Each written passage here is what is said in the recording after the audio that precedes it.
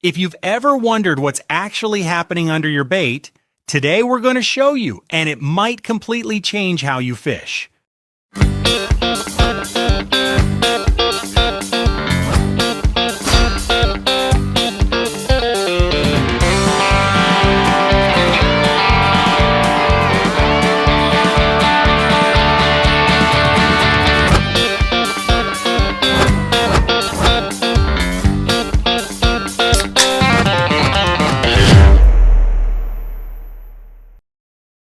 Welcome to the Texas Gulf Coast Fishing Show.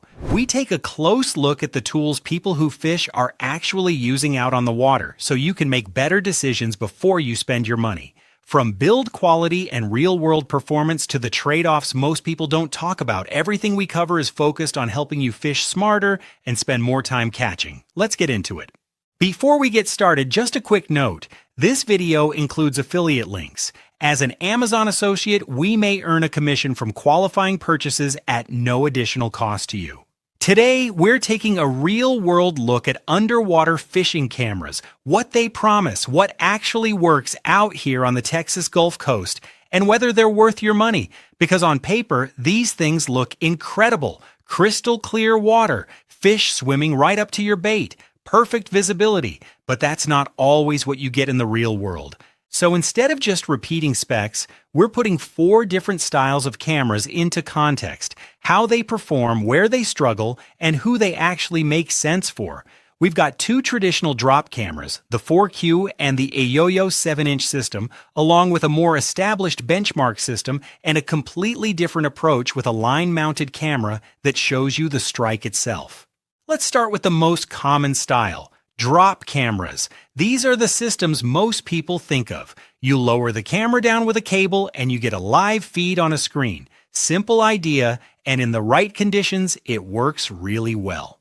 The FourQ camera is one of the newer entries in this space. It's designed to be portable, easy to deploy, and give you a real-time look at what's happening below, whether you're fishing structure, checking bait activity, or just trying to understand what's down there.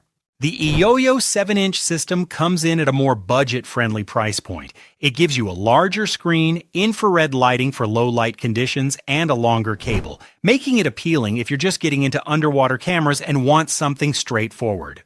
Now, stepping up into a more established system, the Aqua-Vu AV715C is a good example of what a more proven underwater camera setup looks like.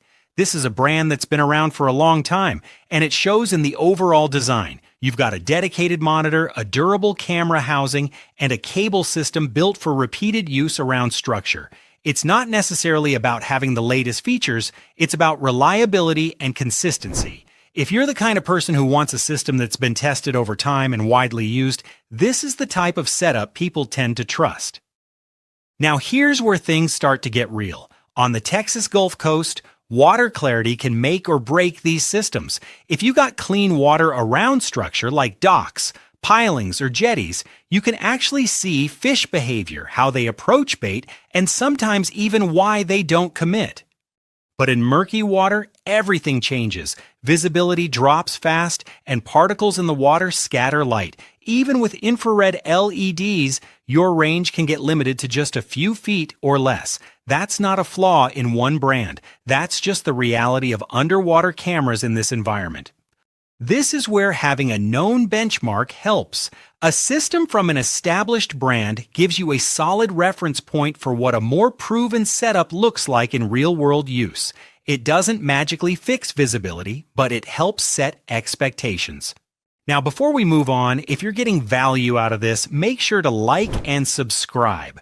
It really helps the channel, and it lets us keep testing tools like this in real-world conditions. Then there's a completely different approach, the CanFish CamX. Instead of lowering a camera down on a cable, this one actually attaches directly to your line near your bait or lure. That means you're not just watching fish swim around, you're seeing how they react to what you're presenting. You get a view of fish following, inspecting, and sometimes striking your bait in real time. It's a very different kind of tool, and while it doesn't replace a drop camera, it gives you insight into fish behavior that's hard to get any other way.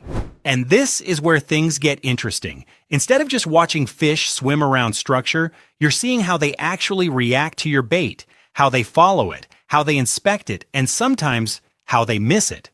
From a learning standpoint, this can be incredibly valuable. You start to understand presentation, timing, and behavior in a way that's really hard to see otherwise. And from a content standpoint, this is gold. These are the shots people want to see. Fish coming in, turning, striking, or not striking. It adds a completely different dimension to your fishing and to your videos. So who should actually consider one of these cameras? If you're fishing clear water around structure and you want to understand what's down there, a drop camera can give you real insight. If you're more interested in how fish interact with your bait, or you want to capture those moments on video, a line-mounted camera is a completely different tool that might make more sense. But if you're expecting these to replace your fish finder, they won't. These are visual tools, not search tools. They help you understand what's happening, not necessarily find fish in the first place. And that's really the key takeaway. Underwater cameras can be incredibly useful, but only if you understand what they're actually designed to do. Used the right way, they can teach you more about fish behavior in a few trips than months of guessing. Used the wrong way, they can be frustrating. If you want to check out any of the cameras we covered today, we've got links in the description so you can take a closer look and see what fits your style of fishing. Thanks for watching the Texas Gulf Coast Fishing Show. We appreciate you being here, and we'll see you next time.